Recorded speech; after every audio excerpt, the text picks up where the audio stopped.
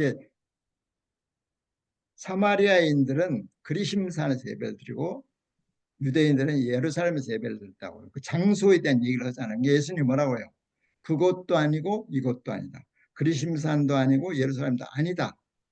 뭐라고 해요? 23절 한번 읽어보세요. 21절.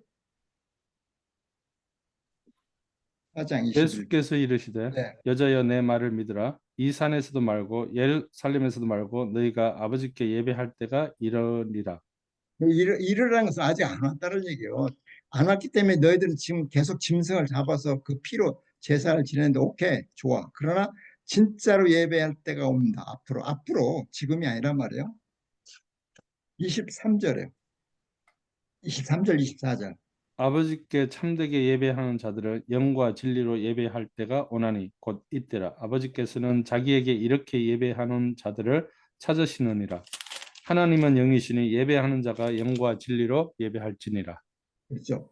영과 진리로 예배한 영은 그 성령을 얘기하는 게 아니라 거듭난 사람을 얘기해요. 우리의 죽은 사람이 우리의 영이 살았잖아요. 우리가 진리 안에서 예수 그리스도 내가 진리요 길이요 생명이라고 그랬잖아요. 예수 안에서 나한테 예배할 때가 온다. 그러니까 그것은 메시아가 앞으로 오면은 우리가 알 것이란 말이죠. 무슨 말인지. 근데 이것이 어디에 하고 연관이 되냐면요.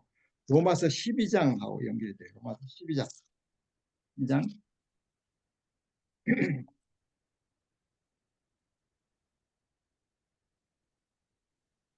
12장 1, 2절.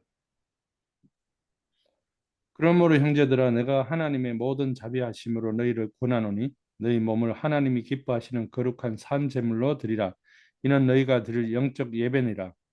너희는 이 세대를 본받지 말고 오직 마음을 새롭게 함으로 변화를 받아 하나님의 선하시고 기뻐하시고 온전하신 뜻이 무엇인지 분별하도록 하라. 네. 너희 몸을 그러니까 우리는 아직 죽지 않았기 때문에 육체를 짊어지고 살잖아요.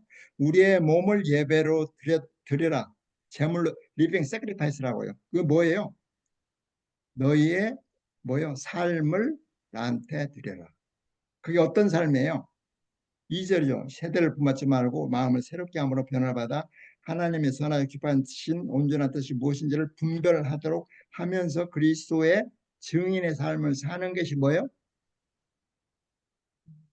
그게 예배예요. 신약의 예배. 어느 장소에 가서 어떤 형식을 따라 드리는 것이 아니라 나는 너를 핏값으로 살기 때문에 너의 부분을 상해 너의 전체를 내 것으로 만들었기 때문에 너는 나를 위하여 살라. 나를 위하여 사는 게 뭐예요? 그리스도의 가장 중요한 것이죠. 그리스도의 증인으로서 사는 거라고. 우리가 주기도문 외울 때 어떻게 외워요? 하늘에 계신 아버지 이름이 거룩히 그 여호와 아니에요. 예수 그리스도예요. 그러니까 구약의 요엘서에 이제 여호와의 이름을 부르라 그러면 구원을 얻으라. 여호와의 이름을 부르라 그러면 구원. 신약에서는 그런 말이 없죠. 뭐라 예수 그리스도의 이름을 믿으라 그러면 돼요. 그게 다 바꿔지는 거죠. 다. 그렇죠? 믿는 사람들의 그리스도의 이름은 성령이 있는 사람이라고 했잖아요.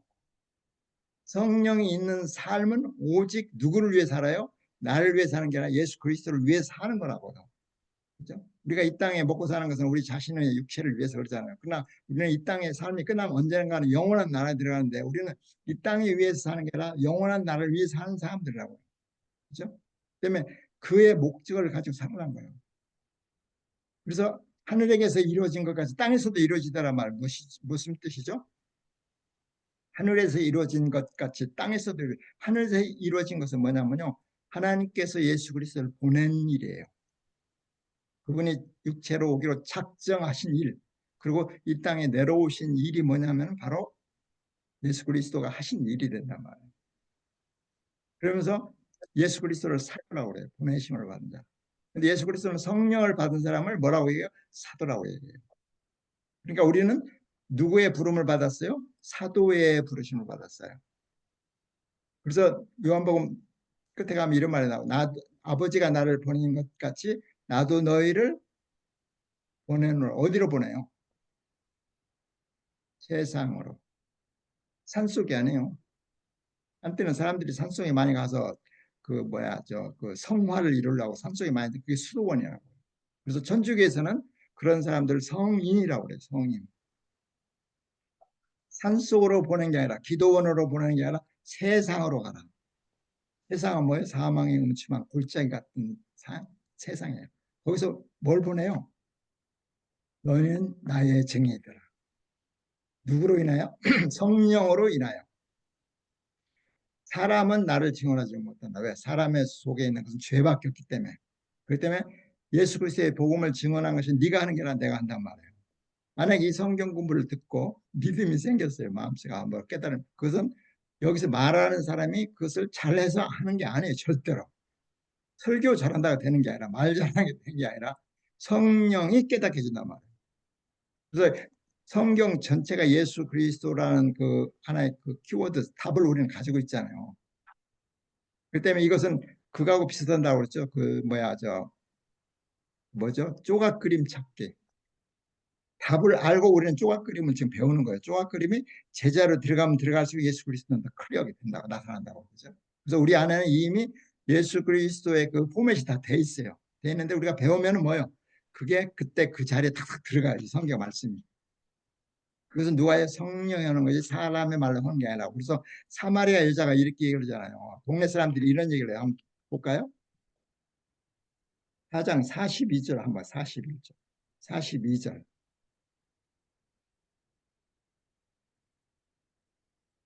42절. 4장 그 42절. 여자에게 말하되 이제 우리가 믿는 것은 네 말로 인함이 아니니 이는 우리가 친히 듣고 그가 참으로 세상의 구주신 줄 알미라 하였더라. 내 말이 아니라 사람의 말이 아니라 저분으로부터 듣기 때문에 이것이 신약에서는 이렇게 얘기를 해요. 갈라디아서 한번 찾아보세요. 갈라디아서 1장 1장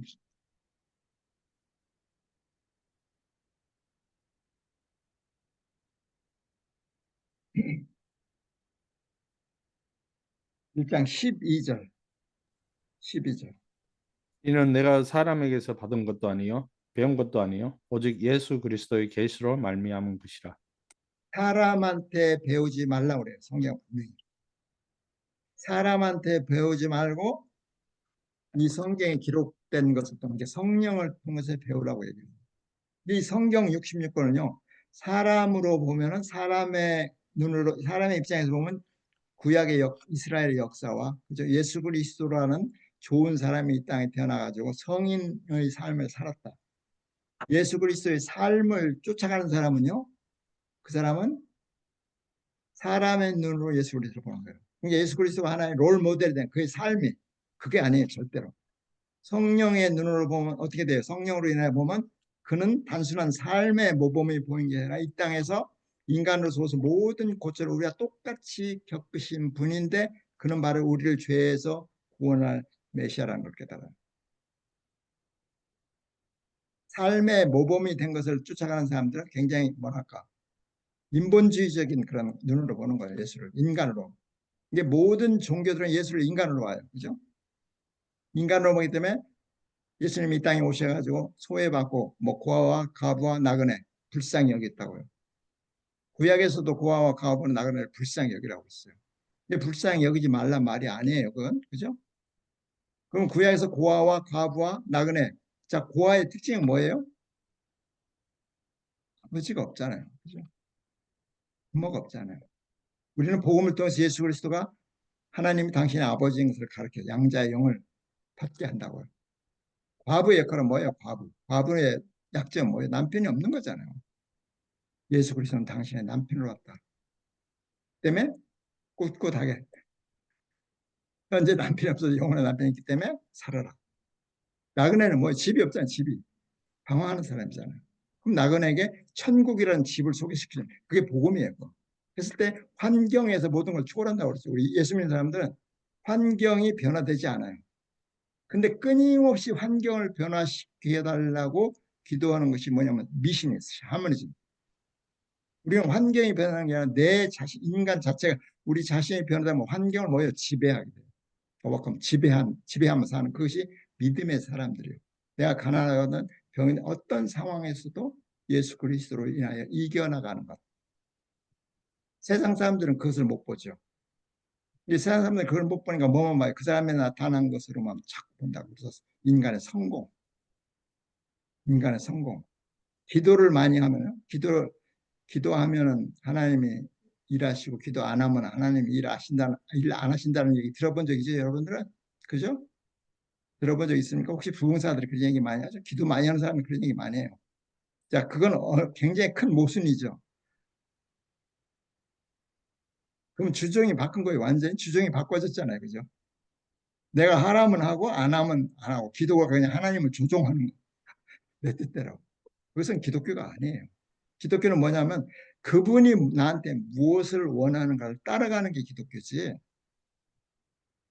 그분이 무슨 매직을 부려가지고 내 환경을 변화시키더라고. 막 그냥 그런 건 아니에요. 그런 건 모든 종교가 다 그래요. 그죠?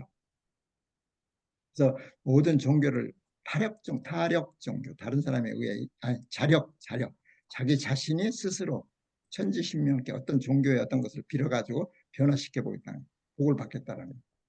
근데 기독교는요, 타력, 누구에 의해서예요? 예수 그리스도와 성령에 의해서 우리는 믿는 거. 가장 차이는 뭐냐면 예수 그리스도가 인간이냐, 예수 그리스도가 하나님이냐 그 차이예요. 모든 종교가 모든 종교는 아니지만 모든 대다수 기독교로 칭하는 모든 종교에서는 예수가 있어요. 지난번에 얘기했죠. 한 첫 번째, 두 번째 정도 얘기. 근데 그 당시 민 예수가 누구냐 이거예요. 이 성경에 기록된 예수냐, 아니면 코란에 기록된 예수냐, 아니면 여호와의 증인에 성경된 예수냐를 우리는 분명히 알아요. 자, 코란에 기록된 예수는 누구예요? 코란에는요, 제가 잠깐 읽어드릴게요. 이게 코란인데 여기 있는 거 읽어드릴게요.